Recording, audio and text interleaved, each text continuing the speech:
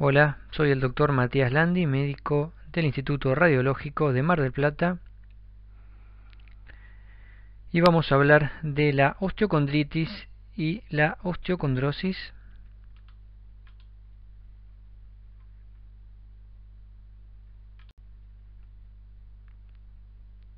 Durante el transcurso de la conferencia vamos a hablar brevemente de los distintos tipos de lesiones osteocondrales y particularmente de la osteocondritis disecante de rodilla y de las osteocondrosis.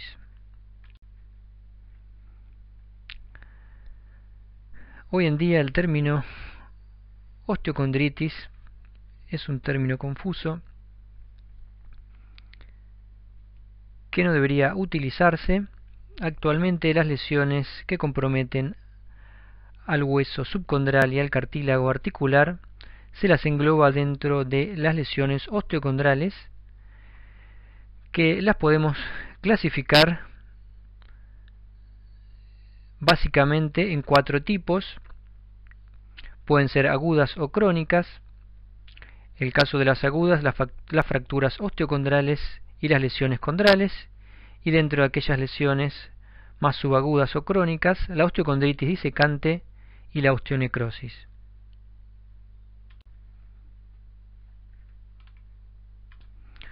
Hoy en día, con los equipos que contamos en el mercado de 1.5 Tesla y 3 Tesla, las secuencias de resonancia convencional tienen una sensibilidad superior al 90% para la detección de las lesiones osteocondrales. Básicamente se utilizan secuencias de densidad protónica con y sin supresión grasa y secuencias T2 intermedias que nos permiten, como ya decía, caracterizar y localizar correctamente la mayoría de las lesiones osteocondrales. En esta diapositiva estamos viendo, fíjense, una lesión osteocondral. A la izquierda una secuencia de densidad protónica y a la derecha una secuencia de densidad protónica con supresión grasa. Dentro de las lesiones osteocondrales vamos a desarrollar el tema de osteocondritis disecante, que se caracteriza por ser una condición que afecta al hueso subcondral de las articulaciones con compromiso secundario del cartílago y separación parcial o total de un fragmento osteocondral. Su etiología es de origen multifactorial, interviniendo factores hereditarios, vasculares y traumáticos. Este último actualmente es el más aceptado como causante de esta condición. Por orden de frecuencia, el sitio más frecuente de afectación es la rodilla, seguido por el tobillo y el codo. Como decíamos en la diapositiva anterior, la localización más frecuente de la osteocondritis disecante es la rodilla. Su incidencia es baja, estimada aproximadamente entre un 0,02 y un 1,2%, pero es difícil de estimar debido que en la mayoría de los pacientes la presentación es asintomática. Es más frecuente en hombres, con una relación 2:1 con las mujeres. Hasta en un 15 a 30% de los casos puede ser bilateral, y el pico de presentación es entre los 10 a 15 años. Clásicamente se divide esta patología en 2 formas, una juvenil y una adulta. Y en cuanto a la clínica, en la mayoría de los pacientes la forma de presentación es asintomática, pero pueden tener dolor, hinchazón y presencia de bloqueo en un estadio tardío. Los principales diagnósticos diferenciales son la osteonecrosis espontánea de rodilla en la forma adulta y la irregularidad o variación en la osificación del cóndilo en la forma juvenil. El sitio más frecuente de localización de esta lesión es en el cóndilo femoral interno, en su sector lateral, en la superficie que no soporta carga. esta localización representa aproximadamente el 70% de los casos. Menos comúnmente se puede localizar en el cóndilo femoral externo, rótula o platillo tibial. Ante un paciente adolescente con sospecha de esta patología, el método inicial de estudio debería ser la radiología seguida de la resonancia magnética para poder estadificar y caracterizar con precisión a este tipo de lesión osteocondral.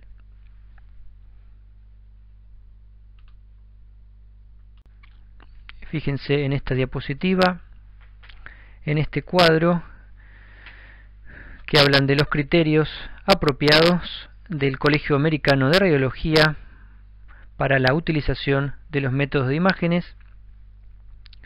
Estos criterios puntúan a los distintos métodos en una escala que va del 1 al 9 de acuerdo al uso apropiado. Fíjense en pacientes con dolor no traumático de rodilla. El método inicial de estudio es la radiología con un score de 9.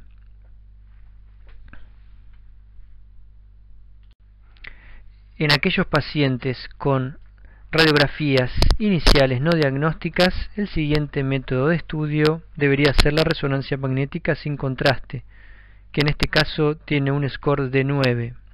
En el cuadro de abajo,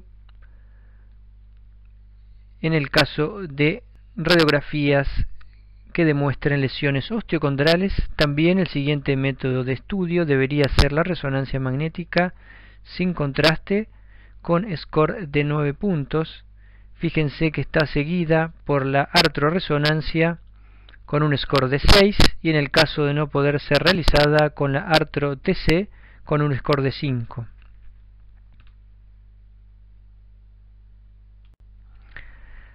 Ante la sospecha de osteocondritis, se deberían realizar 4 incidencias básicas de radiología: la incidencia de frente, la incidencia de perfil, la incidencia de emergent o axial de rótula y la incidencia del túnel o escotadura intercondilia.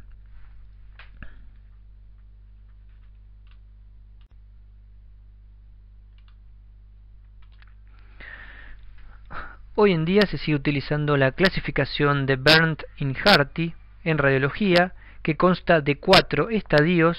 El estadio 1, hallazgo normal. En el estadio 2 existe un fragmento osteocondral parcialmente desprendido. En el estadio 3 existe un fragmento osteocondral completamente desprendido. Y en el estadio 4 existe un fragmento osteocondral libre intraarticular. Este es el caso de un paciente con osteocondritis en estadio 3, localizada en el cóndilo femoral interno en relación a la escotadura intercondilia. Como nos muestran las flechas negras, fíjense el fragmento osteocondral desprendido, separado el hueso del cóndilo por un halo radiolúcido.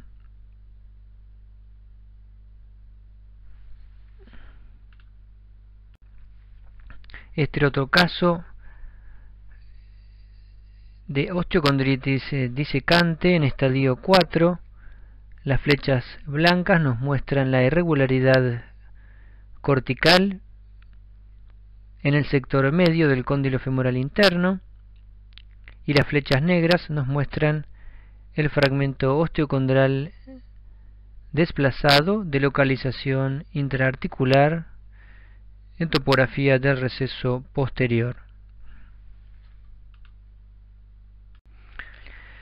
Como decíamos, si bien la radiología es el método inicial en la evaluación de este tipo de lesiones, la resonancia magnética es el método de elección para la caracterización, debido principalmente a que nos permite definir el estado del cartílago articular y la estabilidad de la lesión osteocondral, dos características fundamentales a la hora de definir el tratamiento a seguir y el pronóstico del paciente. Recordemos que la exactitud diagnóstica de la resonancia convencional actualmente supera el 92%. La radiología nos permite definir ciertas características como la localización, el tamaño y el estado del cartílago de crecimiento, pero no nos permite evaluar el cartílago y definir con exactitud la estabilidad de la lesión. Di Paola y colaboradores crearon una clasificación en 4 estadios de la osteocondritis disecante de rodilla basada en la clasificación artroscópica de Gould como gold standard y lograron una correlación superior al 85%. El estadio 1 representa un aumento en el espesor del cartílago articular sin fisura. En el estadio 2 ya hay lesión del cartílago articular y un halo de baja señal en secuencias T2 entre el fragmento osteocondral y el hueso del cóndilo. En el estadio 3 existe lesión del cartílago articular con halo hiperintenso en secuencias T2 entre el fragmento osteocondral y el hueso del cóndilo. Y en el estadio 4 existe un defecto osteocondral con la presencia de un cuerpo libre intraarticular.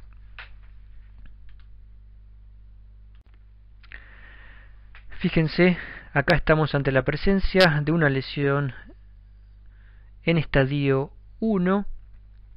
Como nos muestra la flecha negra, se observa un aumento del espesor del cartílago articular del platillo tibial externo, con importante alteración en la señal del hueso subcondral, indicado por las flechas blancas.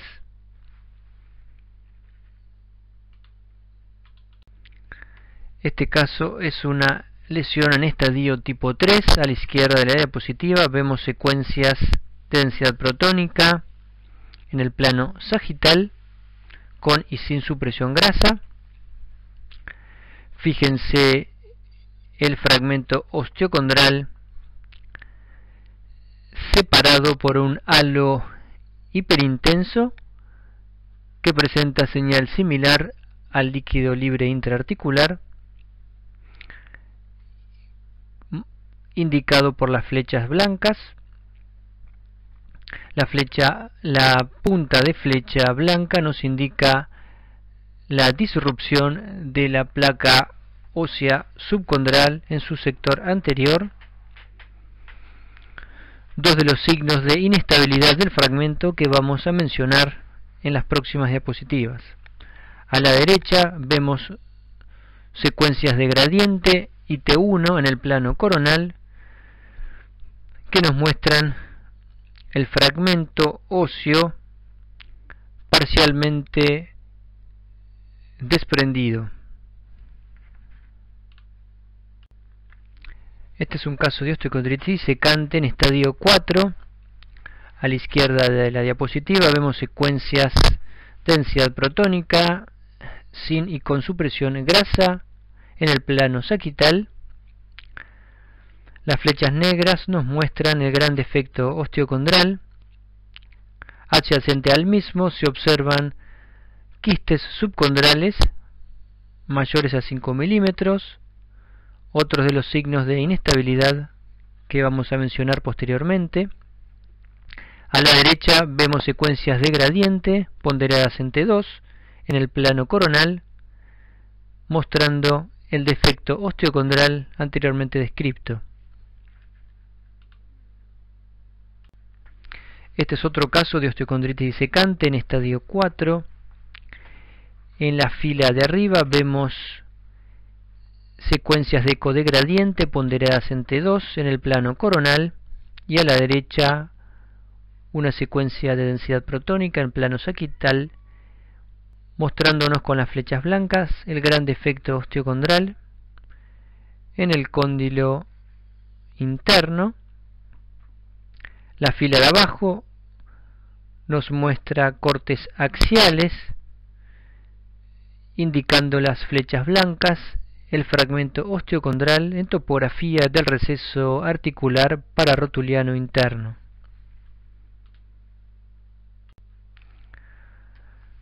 Les voy a presentar un caso reciente de una adolescente de 15 años que presentaba dolor de varias semanas de evolución que se incrementaba con la práctica de deportes. Tenemos 3 incidencias de radiología frente, perfil y axial de rótula, donde nos muestra con la flecha blanca un fragmento osteocondral aparentemente desprendido, evidenciándose un halo radiolúcido entre el fragmento y el hueso nativo del cóndilo. A la paciente se le realizó una tomografía computada multislice. En este caso visualizamos reconstrucciones multiplanares en el plano coronal, en la hilera de arriba y en la hilera de abajo en el plano axial. Se observa un fragmento osteocondral en cóndilo femoral interno, en vecindad de la escutadura intercondilia. Dicho fragmento se encuentra separado del cóndilo nativo por un halo de baja densidad.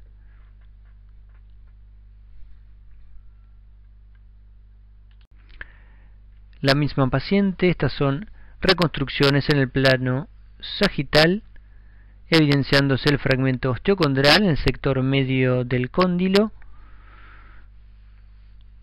aparentemente desprendido con un halo de baja densidad entre el fragmento y el hueso del cóndilo.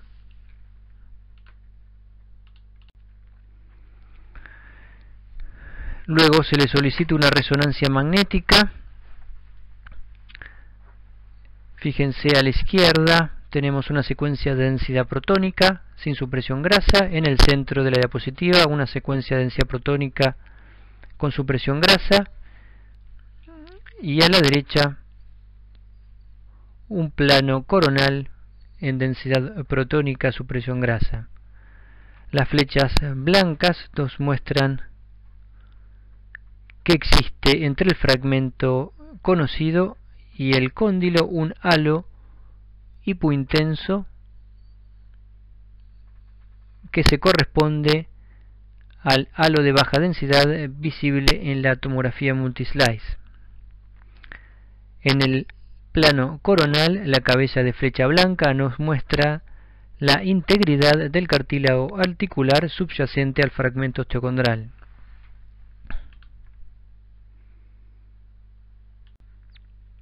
Luego de realizar el estudio convencional de resonancia magnética, se le practicó a la paciente una artorresonancia indirecta. Como ustedes saben, existen 2 formas de realizar artorresonancias en las articulaciones del cuerpo. La técnica indirecta consiste en la inyección de gadolinio por endovenosa. Después se le pide al paciente que realice ejercicios con la articulación correspondiente durante 20 a 30 minutos y se completa el estudio posteriormente. En cambio, la resonancia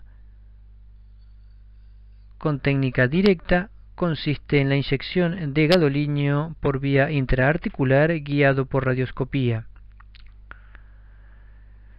Si ustedes recuerdan, en los criterios de la ACR, o sea, el Colegio Americano de Radiología, el método que continuaba a la radiología era la resonancia magnética sin contraste.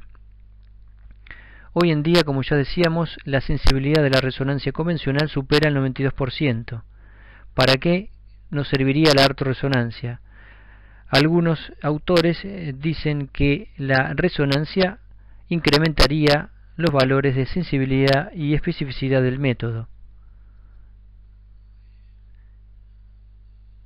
En este caso, la artro indirecta nos permite evaluar la vitalidad del fragmento y la presencia de realce de tejido de granulación entre el fragmento osteocondral y el hueso del cóndilo. En cambio, la artro con técnica directa nos permitiría visualizar el pasaje del contraste intraarticular entre el fragmento y el hueso del cóndilo, y en este caso nos hablaría de una lesión inestable en un estadio avanzado.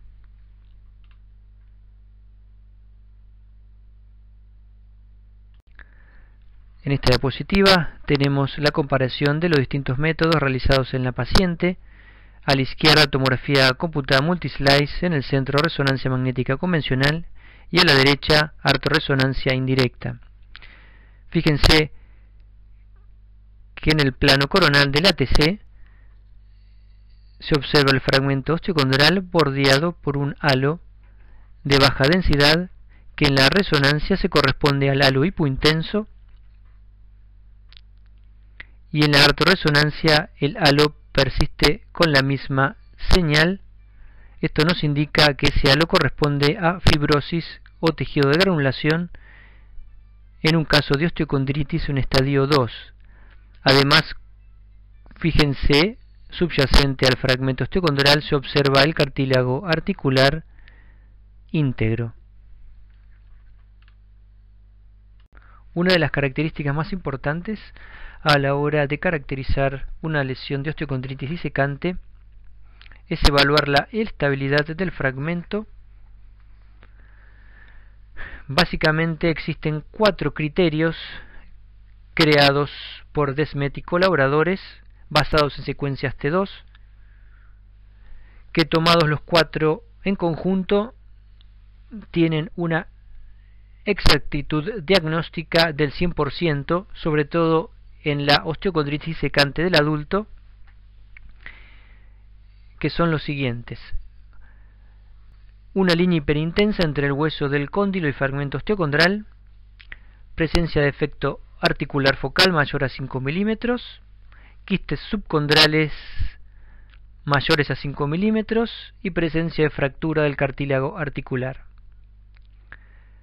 Estos 4 criterios tomados en conjunto, como ya decía, tienen una exactitud diagnóstica cercana al 100% en aquellas formas de osteocondritis secante del adulto. En cuanto a la osteocondritis secante juvenil, la exactitud diagnóstica es mucho menor, tomando en cuenta estos 4 criterios. Para eso se crearon criterios secundarios que nos permiten llegar a una sensibilidad y especificidad cercana al 100%. Estos criterios secundarios son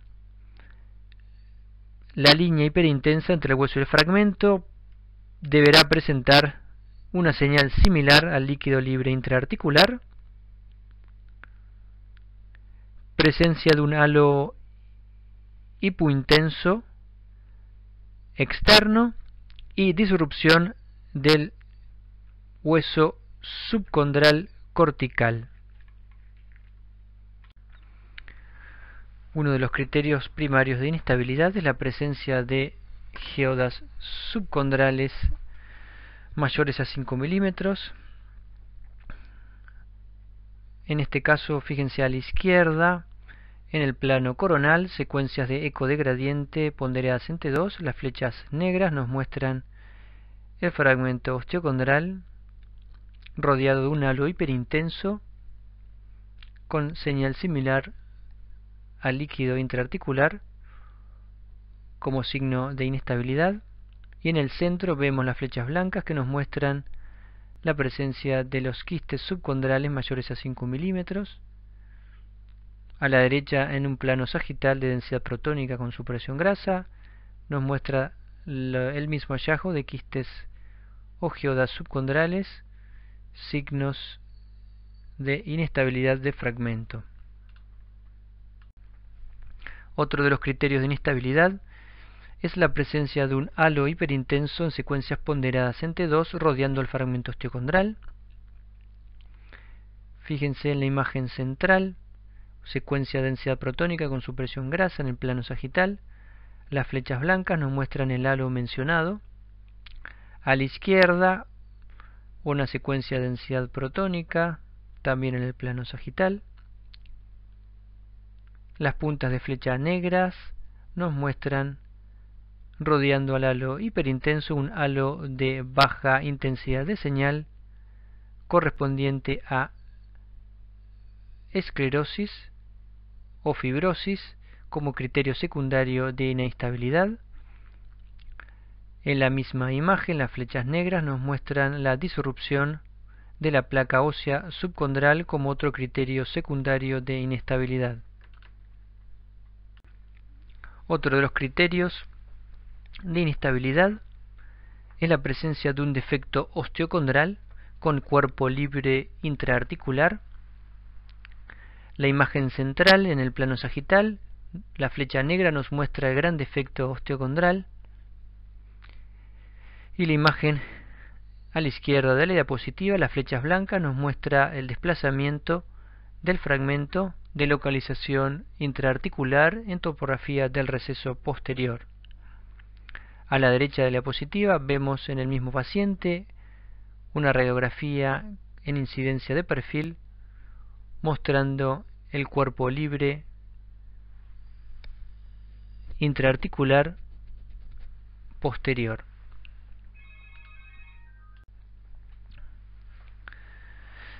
A la hora de decidir el tratamiento de este tipo de lesiones, es fundamental realizarse dos preguntas. Primero, si el hueso es maduro o inmaduro, es decir, si existe cartílago de crecimiento residual, y si la lesión es estable o inestable. El tratamiento, una vez respondidas estas dos preguntas, se basa básicamente en los hallazgos artroscópicos junto con los hallazgos imagenológicos y los síntomas del paciente. Aquellas lesiones menores a 2 centímetros que se localizan en el sector lateral del cóndilo femoral interno en pacientes con hueso inmaduro que presentan signos de estabilidad e integridad del cartílago, generalmente el pronóstico es bueno y requieren tratamiento conservador entre 3 a 6 meses. En aquellos pacientes que no responden al tratamiento conservador o que las lesiones son inestables por las características descritas en la resonancia magnética, se requiere tratamiento quirúrgico. Dentro del tratamiento quirúrgico existen muchas opciones que van desde las perforaciones del cóndilo hasta la fijación de los fragmentos osteocondrales y la realización de mosaicoplastías. El principal diagnóstico diferencial en la variante juvenil de la osteocondritis disecante es la irregularidad o variación de los cóndilos. Fíjense en este paciente una tomografía computada multislice en los planos sagital, axial y coronal. La flecha blanca nos muestra la irregularidad cortical en el sector posterior del cóndilo femoral externo, con la presencia del núcleo de osificación secundario no fusionado. Distintos autores mencionan a esta entidad como pseudoosteocondritis.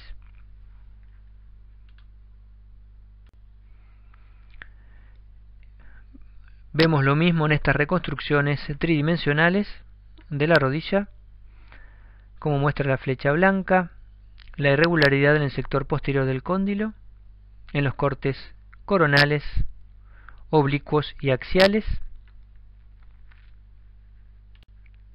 Este año en la European Radiology salió un artículo que describe distintas características para poder diferenciar la osteocondritis disecante de la variación en la osificación. En conclusión, la variación en la osificación se da en la misma frecuencia en los dos cóndilos, en chicos de menor edad, sin edema óseo ni derrame articular.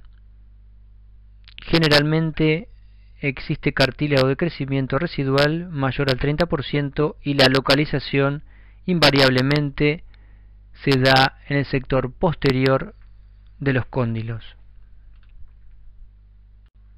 Otro signo importante descrito en este artículo es la medición de un ángulo entre la lesión y la superficie articular.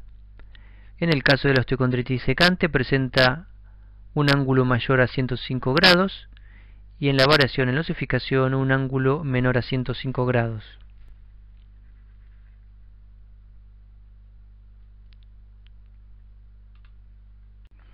El principal diagnóstico diferencial de la forma adulta de osteocondritis disecante es la osteonecrosis espontánea de rodilla o enfermedad de Albach.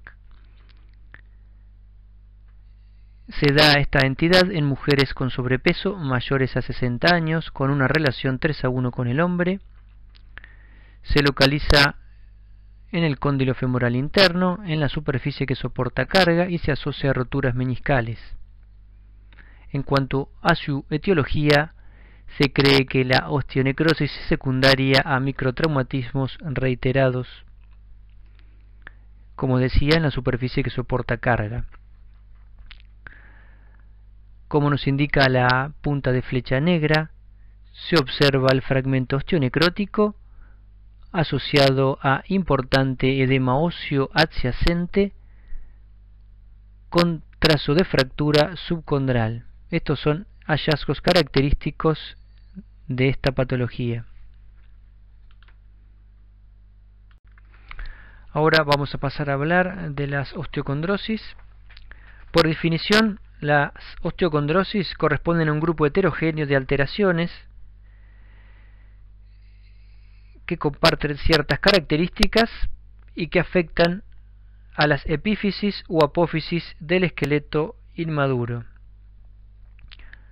Básicamente presentan ciertas características imagenológicas comunes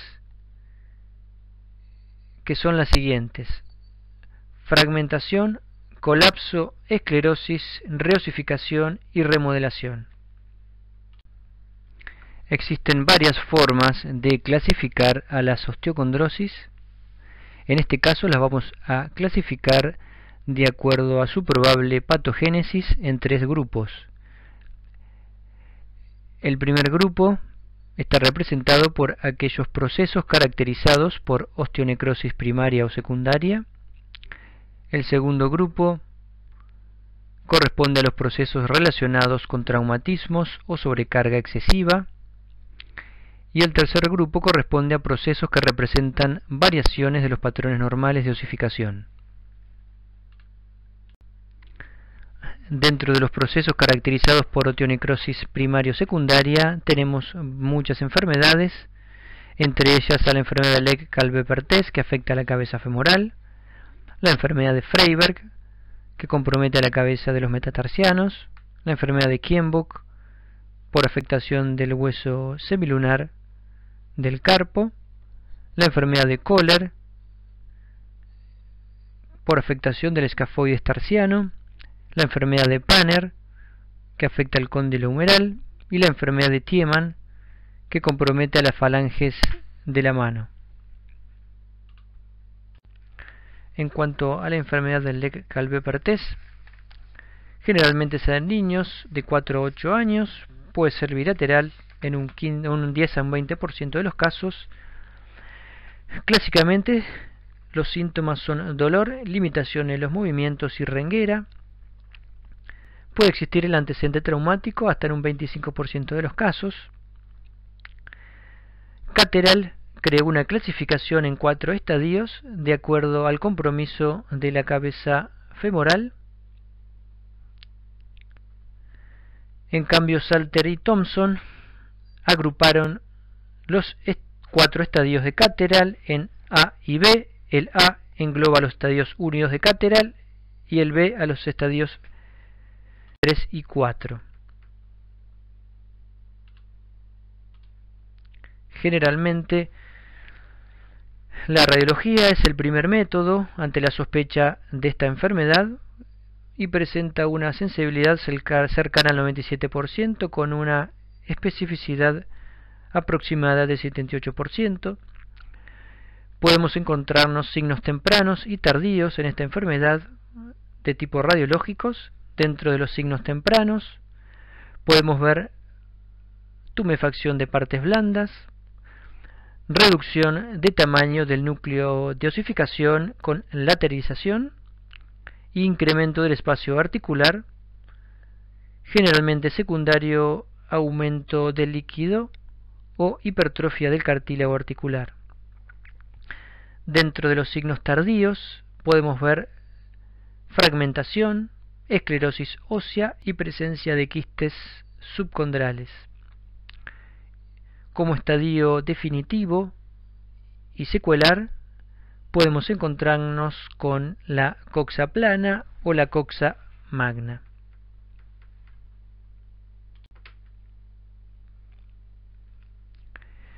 Vemos una radiografía frente en un paciente masculino. Fíjense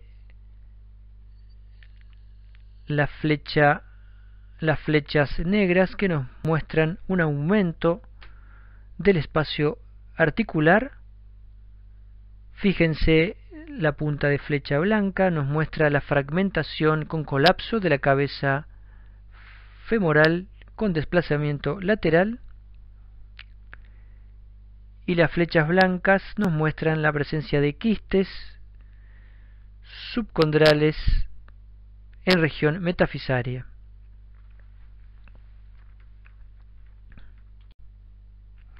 Otro caso de enfermedad de Legg-Calvé-Perthes en un estadio secuelar. Fíjense el incremento del espacio articular con la presencia de una geoda subcondral en el núcleo de osificación femoral y el aplanamiento con aumento de tamaño del núcleo mencionado, que corresponde a una coxa magna.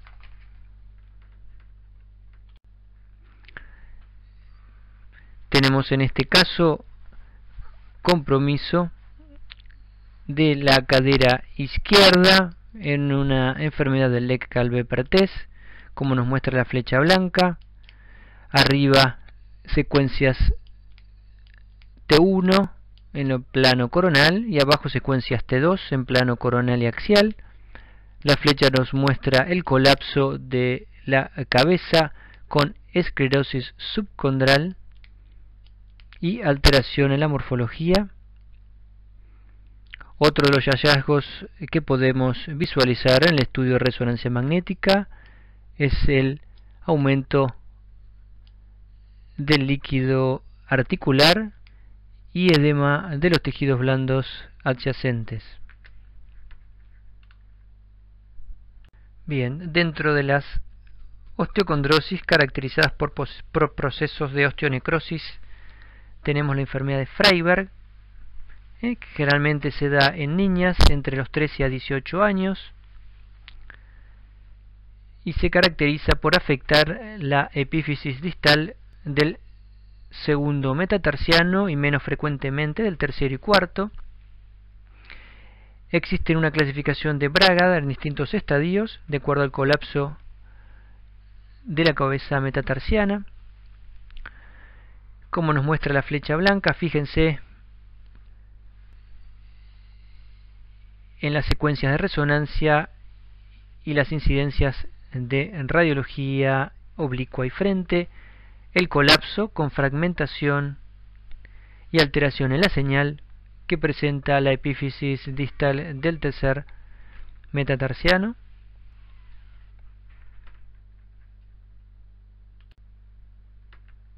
Bien, pasamos a la segunda categoría, que son las osteocondritis relacionadas a traumatismos o sobrecarga excesiva. Dentro de estas tenemos a la enfermedad de Osgood-Schlatter, a la enfermedad de Sinding-Larsen-Johansson, a la enfermedad de Scheuermann y a la enfermedad de Blount.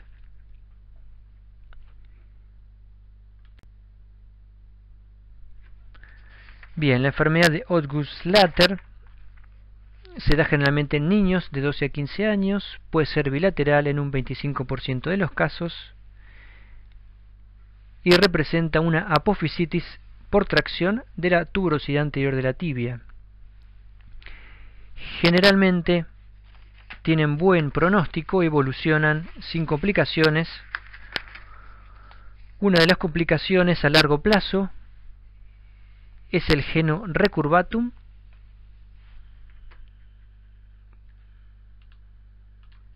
como nos indica la flecha blanca en la secuencia de resonancia magnética a la izquierda de la diapositiva.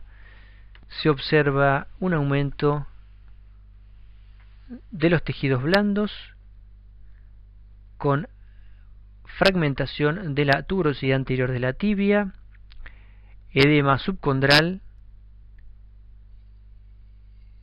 presencia de líquido en la bursa infrarrotuliana profunda y alteración en la señal del tendón rotuliano próximo a su inserción en la tuberosidad. Estos son los hallazgos generalmente visibles en la resonancia magnética. A la derecha de la diapositiva tenemos dos incidencias de perfil del mismo paciente, en este caso afectación bilateral, que nos muestran fragmentación con irregularidad de la tuberosidad anterior de la tibia. Como decíamos anteriormente, ¿cuáles son los hallazgos radiológicos de esta enfermedad?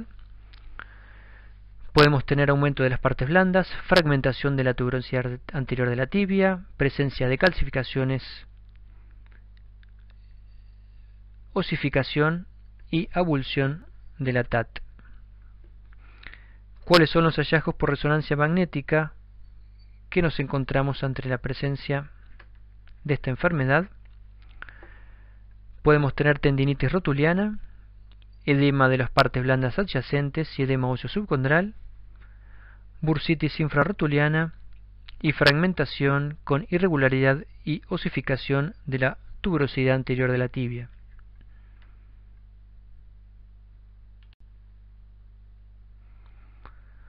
Dentro de este grupo de osteocondrosis tenemos la enfermedad de Sinding-Larsen-Johansson, que se caracteriza por ser una apofisitis por tracción en relación al polo distal de la patela, que se da en niños de entre 10 a 14 años. Presenta hallazgos similares a la enfermedad de Osgood-Schlatter, con fragmentación ósea, irregularidad cortical, tendinitis rotuliana y edema de los tejidos blandos subcondrales. Fíjense cómo nos muestra la flecha blanca en las incidencias de perfil de resonancia magnética.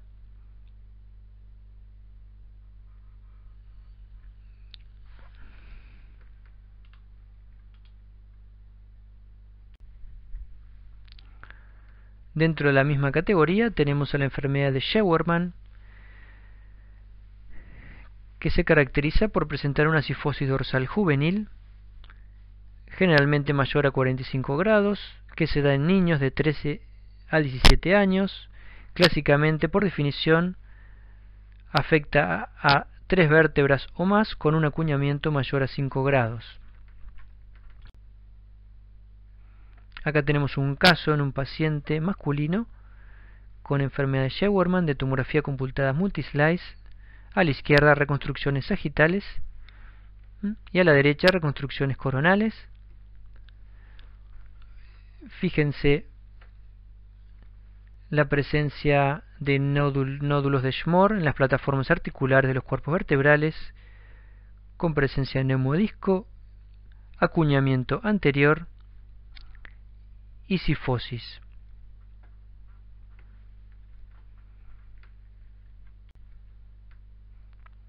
El mismo paciente, una resonancia magnética, a la izquierda secuencias T1 y a la derecha secuencias T2. Fíjense lo mismo descrito anteriormente, acuñamiento anterior de los cuerpos vertebrales dorsales bajos, con presencia de nódulos de Schmor, signos de deshidratación en los discos, irregularidad cortical y edema óseo subcondral en algunos cuerpos vertebrales.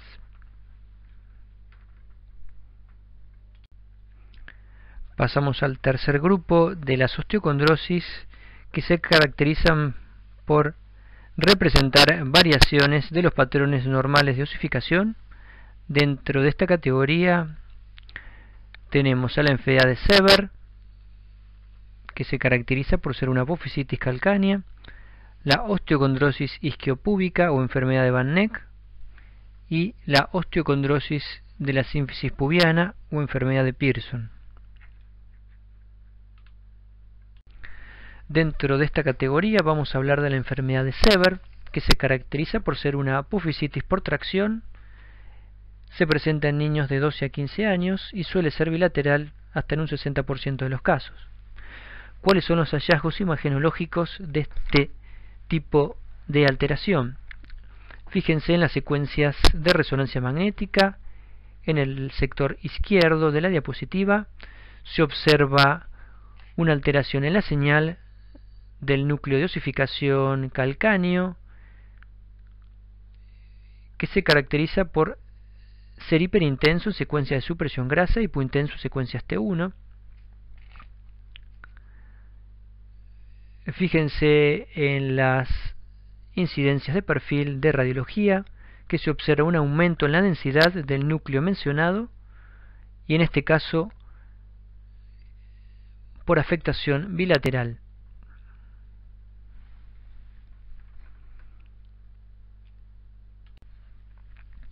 Como conclusión, el método de elección para la evaluación de la osteocondritis disecante es la resonancia magnética, ya que nos permite evaluar con precisión la estabilidad del fragmento osteocondral y la integridad del cartílago articular, dos factores muy importantes a la hora de decidir el tratamiento. En cuanto a las osteocondrosis, recordar que se dan generalmente en niños menores a 15 años, que puede afectar en forma bilateral a estos pacientes y comúnmente se caracterizan por compartir ciertas características radiológicas que son la fragmentación, el colapso, la esclerosis y osificación, ya sea en las epífisis o apófisis de los huesos. Bueno, espero que les haya servido la charla y nos encontramos la próxima.